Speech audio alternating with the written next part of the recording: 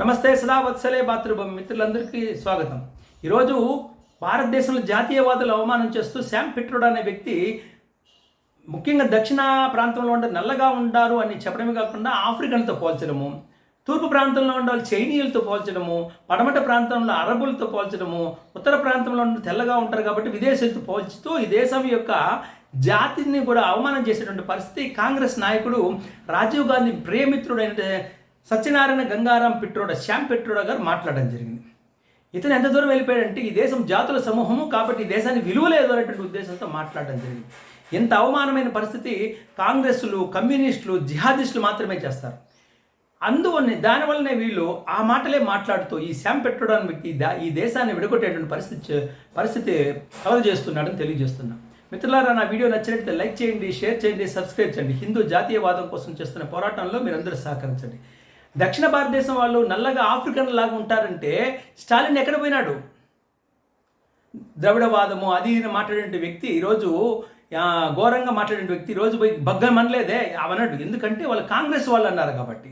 ఇతరులు ఎవరన్నా అంటే మాత్రము ఉత్తర భారతదేశంలో పైన పడి వాళ్ళపైన ఏడ్చి రాష్ట్రాన్ని ధ్వంసం చేసేటువంటి పరిస్థితి. కాబట్టి వీళ్ళ ద్వంద్వ సిద్ధాంతం మనం తెలుసుకోవాల్సిన అవసరం ఉంది.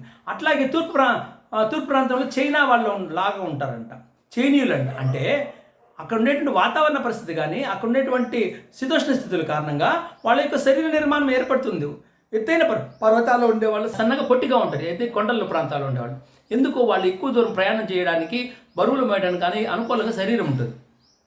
దక్షిణ ప్రాంతంలో నల్లగా ఉంటారు, చలి ప్రాంతం తెల్లగా ఉంటారు. ఈ విషయాలు కూడా తెలియకుండా ఇతని సత్యనారాయణ గంగారాం పిట్రోడా ఈరోజు రెచ్చగొట్టే మాటలు మాట్లాడడం జరిగింది. ఈ దేశాన్ని అవమానకరంగా మాట్లాడింది. మిత్రులారా, ఇవన్నీ కూడా మనం గమనించాల్సిన అవసరం ఉంది. ఎందుకురా అంటే ఈ దేశాన్ని ఎలాగైనా విభజన చేయాలి అనేటువంటి ఉద్దేశంతో ఈ కాంగ్రెస్ పార్టీకి సంబంధించినటువంటి ప్రముఖ నాయకుడు ఇంతకుముందు కొన్ని రోజుల ముందే వారసత్వ చట్టం తీసుకొని వస్తాము, ఈ దేశంలో ఉండేటువంటి అందరి డబ్బు తీసేసి ముసల్మాన్లకు ఇస్తాము అనేటువంటి విషయాలు వాళ్ళు మాట్లాడింది. అంటే ఈ దేశంలో ఉండేటువంటి హక్కులన్నిటికీ మొదటి హక్కుదారులు ముసల్మాన్లు అనేసి ఆనాటి ప్రధానమంత్రి మన్మోహన్ సింగ్ చెప్పినటువంటి మాటలను తనదైన శైలిలో చెప్పాడు రాహుల్ గాంధీ. అదేవిధంగా శామ్ పిట్రోడా ఈరోజు జాతీయవాదాన్ని రెచ్చగొట్టే పనులు చేస్తున్నాడు. అంటే జాతీయవాదం అనేది లేదు అనేటువంటి విషయాన్ని తెలియజేస్తుంది. కాబట్టి ఈ విషయాలని మనం పరిశీలించిన తర్వాత ఈ దేశం కోసము జాతీయవాదులుగా మనమందరము గట్టిగా ఎలుగెత్తి చేరాల్సిన అవసరం ఉంది.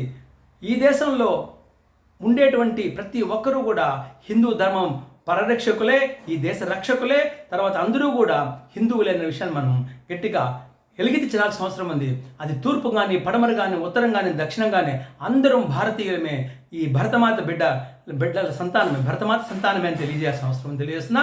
ప్రతి ఒక్కరూ కూడా ఈ శామ్ పిట్రోడా యొక్క అఘాయిత్యాలను, అకృత్యాలను, అతను చెప్తున్నటువంటి మాటలను ఖండించాల్సిన అవసరం తెలియజేస్తున్నా. జాతీయవాదాన్ని ఎలుగెత్తి చేయాల్సిన అవసరం ఉంది. జై భారత్, భారత్ మాతాకి జై, జై శ్రీరామ్.